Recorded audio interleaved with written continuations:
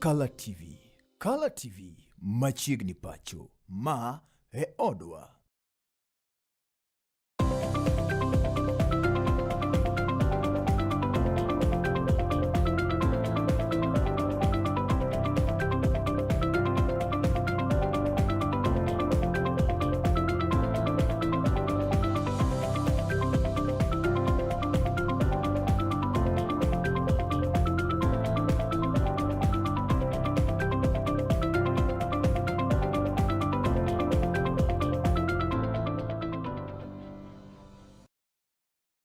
Manaka kana singo janen mar Color TV naka omolo kanyo sade kabiro duoka iko dweche manyena mago maga ng'end weche. Mokwongo ka uthuond wechego. Jatend piny Kenya odhi nyime kod limbe mare Busia kama oyawo chenro mopogore opogore mago mag dongruok. Tuendelee ama tuendelee?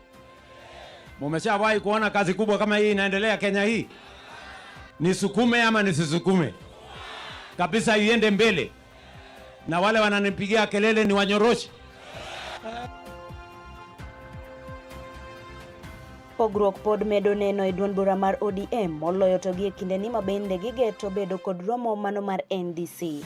Chama tumesema wakati wametufukuza hatuna labda, lakini NDC ile inaitwa National Delegates. Jogo modak kod Ng'ole County ma Migori koro to kwayo jowetegi ma odak kod Ng'ole County no mondo mi gindikre riwruogno mano mar yudo kony kawuok kuom piny owacho mamalo kaachiel kod piny owacho ma county. We have discussed that we will go each and every ward.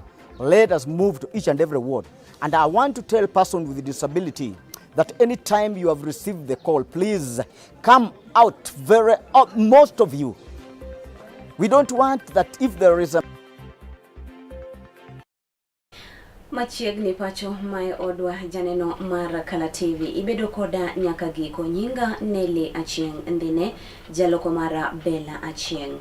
Jatend piny Kenya kautene kod speaker mano mar od bura mamalo Moses Wetangula odichieng mano ma kawuono ne oyawa yanga alap tuke kaachiel kod utego mago mabende nengo giogore piny kane entiere e gwengego mago ma Busia kama bende ne odhi nyime kod limbe mare e gwenge market koda mago. Bende jatend piny Kenya ne oyango ni en kaka jatend piny otiyo kod jotelo duto te mago mantiere pacho kae mano mar neno ni dongruok ochopo ne oganda jo Kenya duto te. Ne otiyo kod thuolo market koda mano mar jiwo kata kwayo oganda mawuok e gwengego mar mondo mi obi oyiere kendo e kidieny mano mar ariyo mar telo ne oganda jo Kenya mondo mi ochop kare moko kuom singo mago mabende pok ochopo nyaka gie sani ne oganda jo Kenya. Jatend piny Kenya Laktar William Ruto odhi nyime gi chenro mag limbe mage gwengego mag Western Kenya kama kawuono ne osidho ayanga gedo mag udigo manengo gini piny mong'ere kaka Nangina Affordable Housing Project e kaunti no Mabusia. Laktar William Ruto oyango ni chenro no dhi muonyo omenda maromo bilion 13. Mnasema niunganishe taifa letu la Kenya jameni. Si tulikubaliana tuache siasa ya ubaguzi. Tukaunganisha Kenya kwanza UDA pamoja na ODM. Tukatengeneza serikali ya broad based.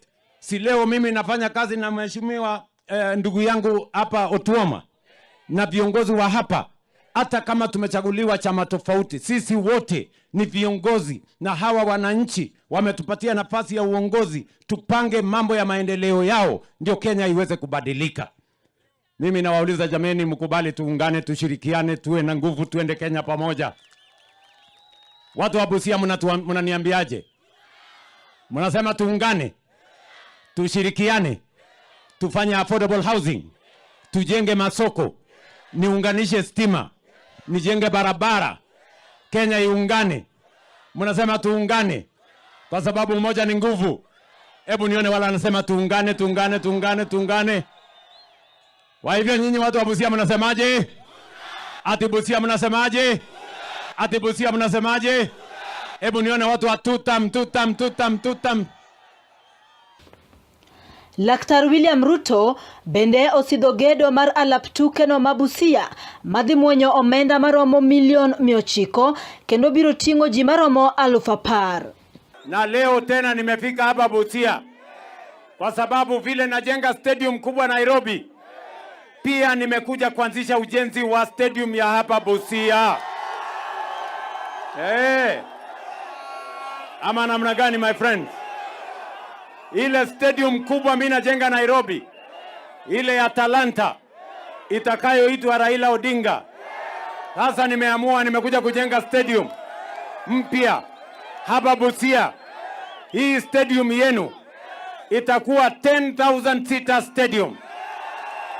Nimewapatia pesa ya serikali milioni 900 na hiyo stadium itakabilika kabla ya Disemba. Sijui kama tunaelewana my friends. Tuendelee ama tuendelee? Tuendelee ama tuendelee?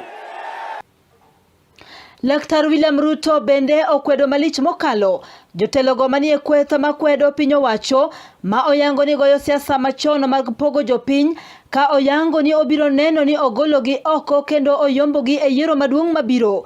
Ker Ruto bende okwayo jopiny mondo mi oriwre kanyakla mar neno ni dongruok ochopo e gwenge duto.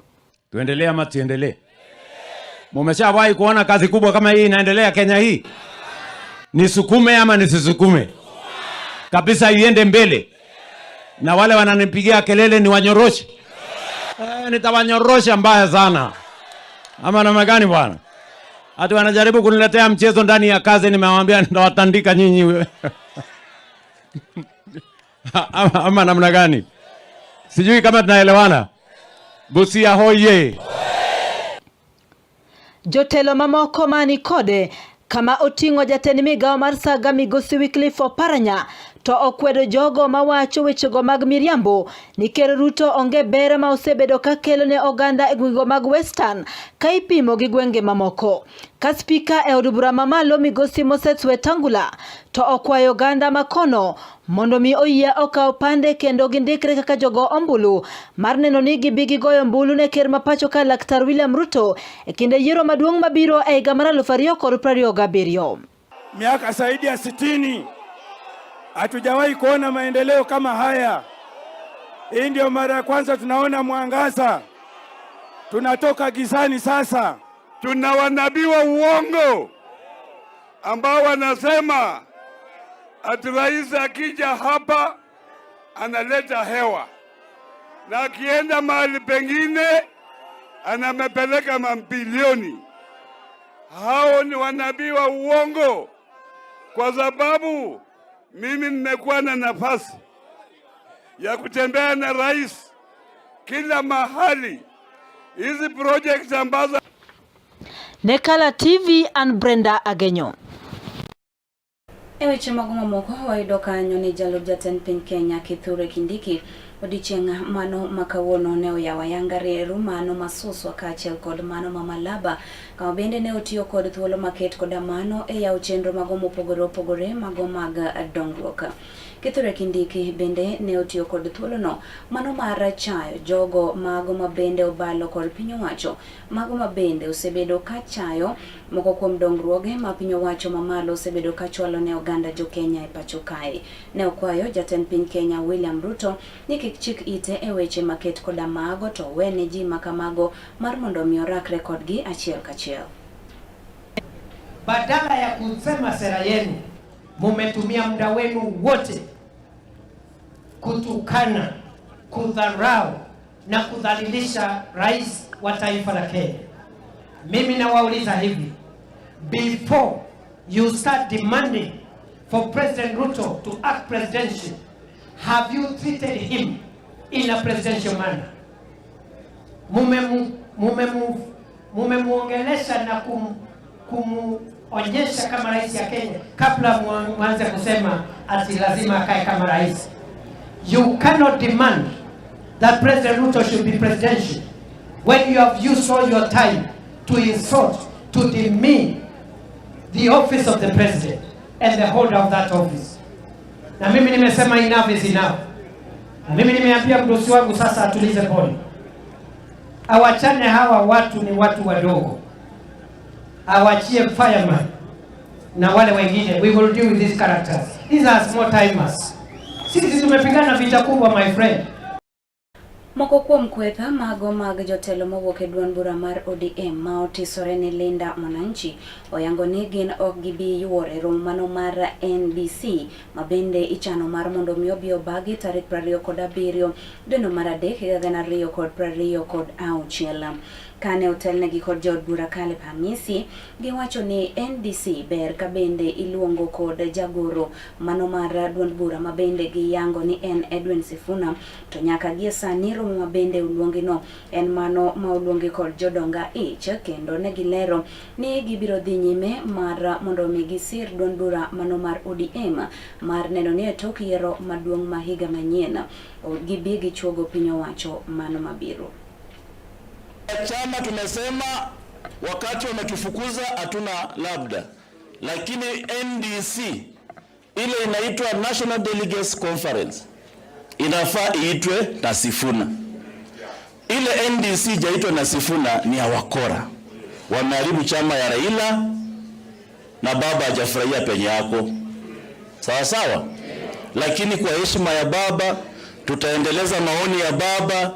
Ile mambo baba alifaa fanyia taifa, sisi tutasimama, lazima we must achieve the principles of Raila on his behalf. Jalupo gai mar duond bura mar ODM mano mabende en gavana mano kaunti ma Mombasa Abdul Swamad Nasir dwaro mar mondo mi otim chudo ne jogo kata oganda jo Kenya mago mabende ne wito wedegi kaachiel kod joheragi e seche mago mabende ne otima monja. Odwaro mar mondo mi chudo maket kodama obio tim ka okalo kuom KNHCR kama bende weche maket kodama gi ne ulero e seche go mane entiere e gwenge ma Mombasa kono kane wacho ni e gwenge ma Mombasa kono nitiere oganda mago mathoth ma bende ne owito joheragi kaachiel kod jokanyo mago mag familia gi kendo ber ka omigi chudo e yono makare. Kama mnakumbuka, baba alituacha katika mambo ya 10-point agenda. Juzi ilikuwa ni anniversary ya 10-point agenda. Kutoka maeneo ya Bangla waliumia na wengine walifariki. Kuna vijana ambao kwamba waliotoka maeneo ya Mkomani waliumia. Kuna vijana kutoka maeneo ya Kisauni waliumia. Kuna vijana maeneo ya Changamwe waliumia. Kila kijana mimi nawapatia nyinyi assignment sahihi kama Youth League. Mugote milango, munajua ni vijana gani. Tunataka watu wetu wote wapate fidia. Hamna ile ambayo kwamba inaweza kulipa maisha kabla tarehe 6. And I want the ODM Youth League, na nimeona chairman yuko hapa na the whole team is here. We will talk to the ODM team hapa, muhakikishe muogote milango kabla tarehe 6, tuchukue P3 kama kulikuwa na document yoyote kuonesha kwa watu wetu waliumia ni hawa, na baada ya hapo tuziwakilishe Kenya National Commission for Human Rights. Tuache wale wengine wenye kuongea hawajui machungu yale ambayo kwamba tulosikia sisi. Hawajui machungu ambayo kwamba tuliyosikia sisi. Kwa sababu tulipokuwa tunapigwa tear gas sisi, hapa kuna nyinyi ambao kwamba tulopigwa tear gas pamoja na nyinyi. Tulipokuwa tunapigwa tear gas kuna wenzetu waliumia. Tulipokuwa pamoja tunapigwa tear gas kuna wenzetu risasi iliwapata. Kopogoregi mago mag chudo ne jogo mane wito johera kata familia magi wayudo kanyo ni jagoro mano mar riwruok mar jopuonja NAT mano Collins Oyu onyiero mokalo paro moro mabende Wilson Sossion nitiere godo madwaro mar mondo mi obi ochung' e yiero mano mabende ibiro bedo ka ibago kod riwruogno. Oyu wacho ni Sossion ok en jakanyono mano mar NAT kata mar riwruogno. Oyu owacho ni ka otenre kod chike mago mabende tayo riwruogno, jalno mabende ok en jakanyono mar riwruogno ok oyiene kata ok nyal miye thuolo mano mar chung' e yiero maket kodamano.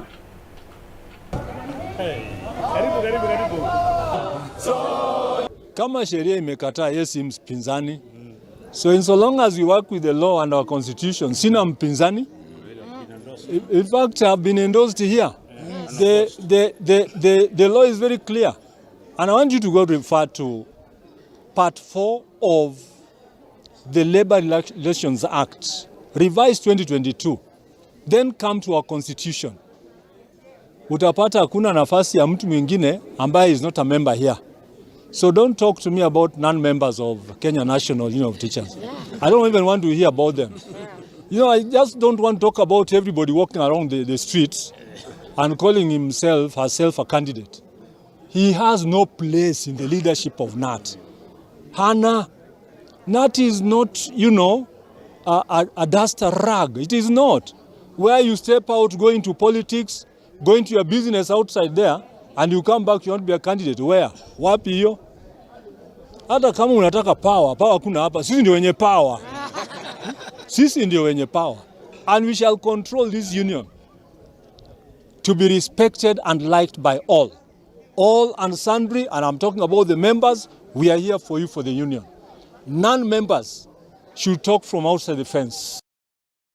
To bende kambi mano mar Telposta oyango ni gichano mano mar uso mwandogi kanyo mabende oting'o Telcom Tower kaka yono mano mar neno ni gibigi chulo jotijegi mago mabende ne odhi rutaya kaachiel kod chwalo chenrogi mago mopogore opogore.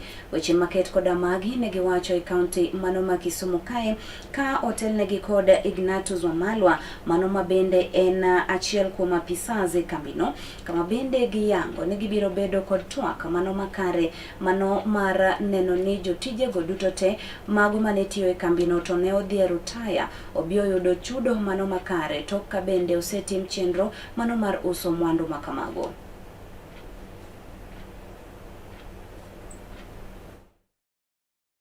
And we're going to have a series of meetings across the country, and our key objective is to brief our members on the performance of Telposta Pension Scheme and Fund, and we have unveiled a new theme and a new logo. We do exist to assure our members that they are going to receive their monthly pension when it's due. So when we have 83% of our funds tied in property, it poses a major risk of us being able to honor their monthly payments on time. So one of the things we have emphasized to our members, we have taken time to explain to them why do we have to sell property. It is for us to unlock the funds that have been tied up in our property. We've started taking these properties to the market. We're going to look into that and give them a better return. We have properties across the country, and we will be putting this to the public, and so they'll be aware of which properties have been availed to be disposed of at any point in time. But we're also in discussions with the government to take up Telposta Towers, which is the biggest asset in our property portfolio. And we are in advanced stages of negotiations, and we will be notifying members once this is concluded. Oyudo kanyo ni rowere ojiw mar mondo mi omaki motegno wechego mago mag pur kod pith e yor lony mano manyasani kaka okang' mano mar neno ni chiemo obedo moromo e pacho kae mangima. Ne oloso kod ute fwambo e kaunti mano ma Kisumu kae e kinde nyasi mano mar yawayanga nyisruok mago mag kit pur e apisi mano mar Kalro kama bende jatelo mano maduong' migosi Patrick Katiema ne ojiwo rowere mar mondo mioti machiegni kod joka Kalro mano mar neno ni giyudo lony kaachiel kod puonj makare wechego motenore kod pur kaachiel kod pith e yor lony manyasani. Currently, our farming community, the average age is around 67. That is really very disappointing. So it's because our young people are not embracing agriculture. So we are encouraging our youth. We have programs where we can train them through an internship program from universities. They can always read Kalro, and Kalro can give them some 3 months, 6 months programs where they can learn of technologies of interest.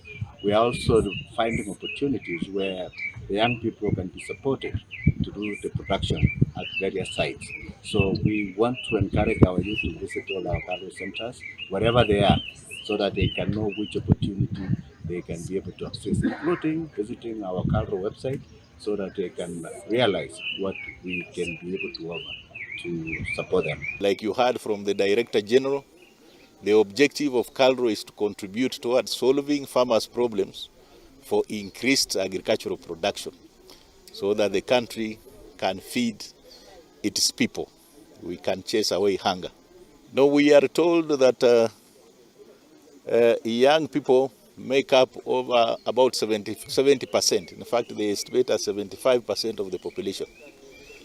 And you cannot afford to put aside 75% of the population in any endeavor to improve the well-being of the country. So the youth, the young people, are critical in our endeavor to increase agricultural production. And like the Director General has indicated, there are various programs within KALRO that are targeted at enticing young people to get into agriculture, especially the agriculture that embraces modern technology, information technology, because that is like the cornerstone of everything in life. And in agriculture, it is equally critical. So the young people are very critical for us to make a positive contribution to enhanced food production in the country. Agamo moya janeno mar Kala TV kideny mokwongo kata kamano kikidhi mabor bang' kinde machuok aduogo kae kod weche mamoko.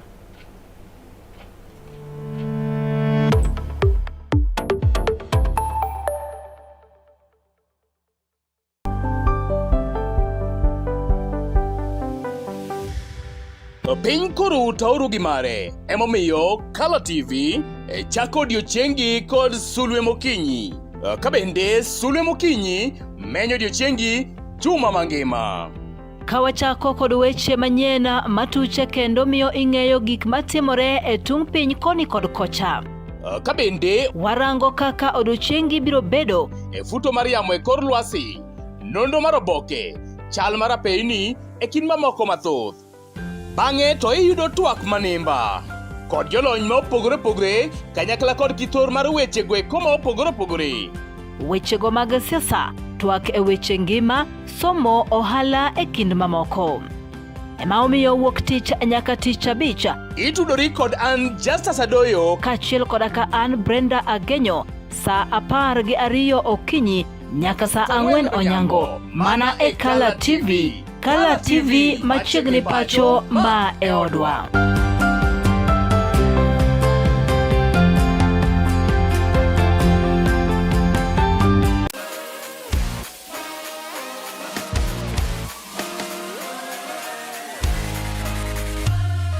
Komuoch to wan kode duoko mag tuke mopogore opogore, jotugo motimogi, kuonde magitimogie, to gin tuke magi mabiro. Mana emomiyo wan ka e chenro mar chal pewe tudri kodwa wuok tich nyaka tich abich saa 11 mar midhiambo nyaka saa 12 mar midhiambo, kama wanyisi motimore e pewe duto mana e Kala TV.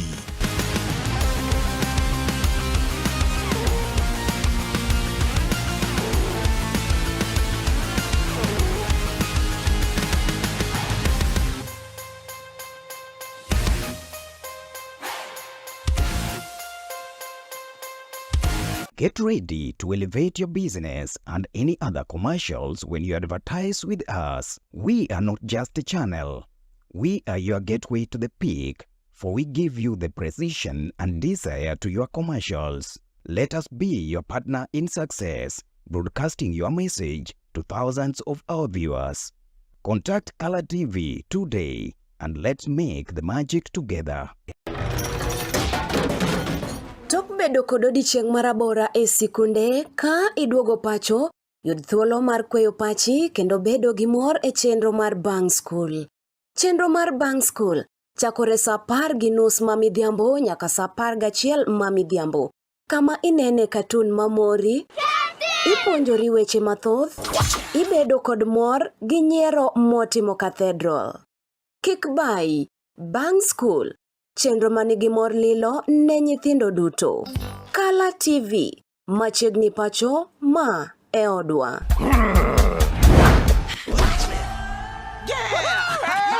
I've fallen and I can't get up.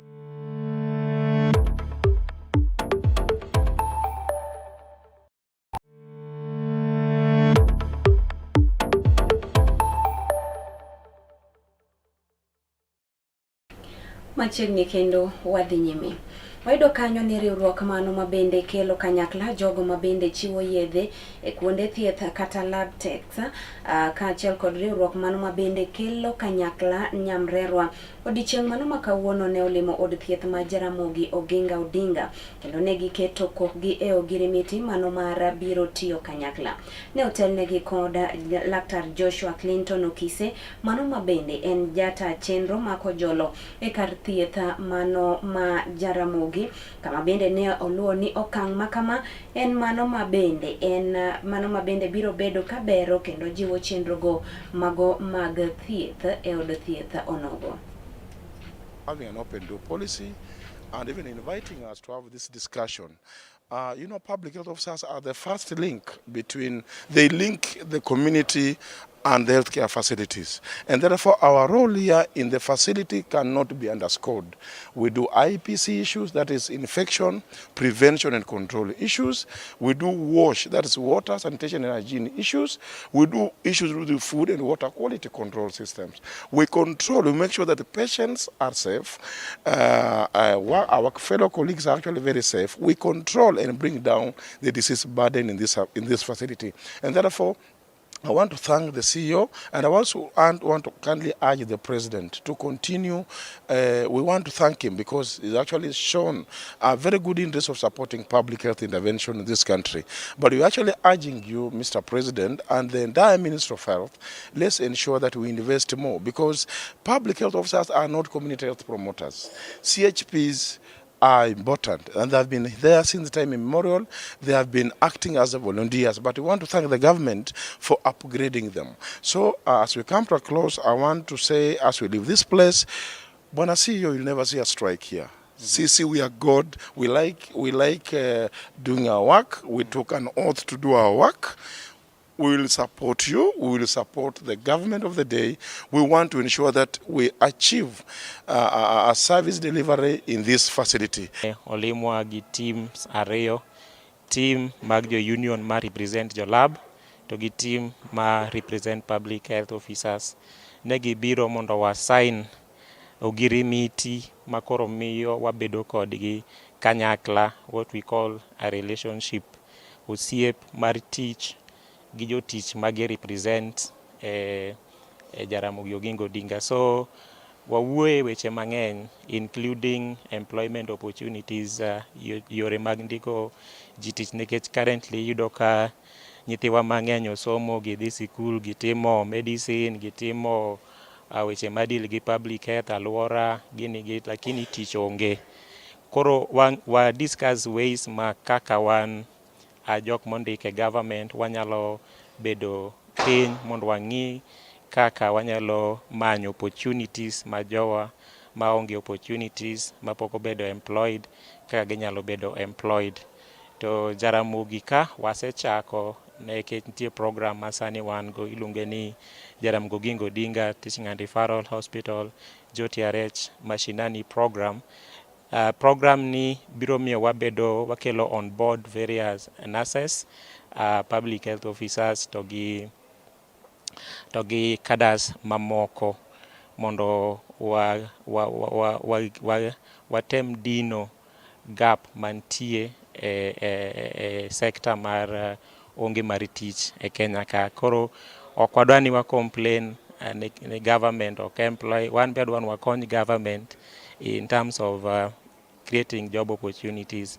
Koro mano e gima waromo kawuono kendo wageno ni osiep mwaloso kawuono gi Public Health Union biro dhi mbele maber chakre kawuono ka gibiro bedo ka giwacho issues machandogi. Ka warango weche mago mamoko wayudo kanyo ni piem mago mag sikunde sekondara bade mano ma Nyanza ne oyawa yanga odiochieng' mano makawuono. Tukego wachore ni onywando kanyo sikunde duto te mago mabende wuok e gwenge ma Nyanza ka bende igeno ni tuke maket koda mago biro chakore ayanga odiochieng' mano makiny.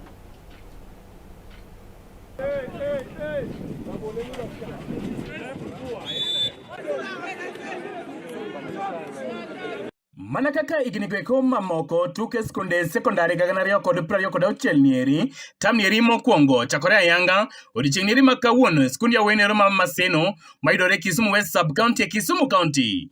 Nyasi mabende no yawo odichieng' makawuono kod jata yore somo e gwenge gi Kima Nyanza mano migosi Lawrence Karuntumi. We have done our coordination for the umpires that will be managing all the disciplines, and we are set. Now, what we are asking of you is to play your roles, either at the individual or the team level, so that at the end of the day, we have excellence in whatever you do. Ekiri tok mare nyasi maket kod mano migosi Karuntumi koro yango ni gidhiero mana timbe goeko mabeyo mondo mechung'ne Nyanza tuke maket kod mag rang'iny mar national migeno bago e bomanieri maduong' ma Kisumu. We are also picking the best that we're going to represent us at the national level, and as we have told you, we are the hosts this year. So I hope we are going to make, give a good account of ourselves as we host. My appeal to the team managers, please, and I think the chair has said, let us observe time. Kabende kine nyasi achiel no ero jatelo ne okore mondo wuo kod nyithindo kendo kwayo gi ni ka giyie to gibed nyithindo go eko ma joluor kendo jombola anyeti kine gi eki ma gidhi nyime kod tuke go eko. Discipline is also key, and as you have said, that is the first thing we are checking. So it doesn't matter how good a team is. If it will not be disciplined, then we are not picking that team for the nationals. I won't pick it. So please let us observe good discipline. Korka kore jakom mar tuke maket kod magi bade manyanza migosi Otieno Lo. Bende ne oyango chakruok mag tuke maket kod magi kata kamano yuago koth mabende mbure gwenge kuma Maseno kabende giwacho ni gibro temo magi nyalo mondo mi tuke giki orume sama kare. It has been a hectic day. We started with the clinics. The coordination clinic started yesterday. They ended today. So in a short while ago, we started our first matches. So we had a good opening ceremony, and now we are set for the games. Our challenge so far is the rain, but as a result of that, we'll be starting our games a bit early so that we are able to work and clear before the rains begin. Kabende kinde gogo e tok mare moyiedhi kod Kala TV migosi Otieno Lo ne oyango ni keto weche go eko mag arita kwe mopuch malich mokalo anyeto kuonde go eko mabende nyithindo gibiro bedo ni ninde mondo mi ogeng' timbe go eko mag maundu mabende ginyalo rodhni go. I told you the students are domiciled here in Maseno, and girls will be boarding at Sinyolo. The schools, by the way, they are secure, but apart from that, as an association, we've ordered for reinforcement. We have security will be coming per day to make sure the games are secure. So security is very much enhanced. Yeah. To start with, the RD is our patron, and generally our patron, currently Mr. Kurantini, supports games. He's hands-on. He's really given us unequivocal support, both financial, moral, advice, and we really like him because his input in games is so high. Pima ket kod magi geno ni bro dhi nyime nyaka chieng' ngeso juma ni eri kigeno ni timbe go eko bro timo manyalo mondo mi giwuog joloch. Ne Kala TV kuke skund jaweni eri ma Maseno, Kisumu West Sub County, Kisumu County, and Justus Adoyo. Report mabende umiwa kod jafambo Justus Adoyo no bende madikela giko mar mi weche manyiena mago mag ng'end weche odichieng' makawuono. Erokamano kuom kawo thuolo mari kendo rango weche makamagi bedo kod Otieno Majabero. Riti masani nyinga Nelly Achieng' ndine jaloko mara Bella Achieng'.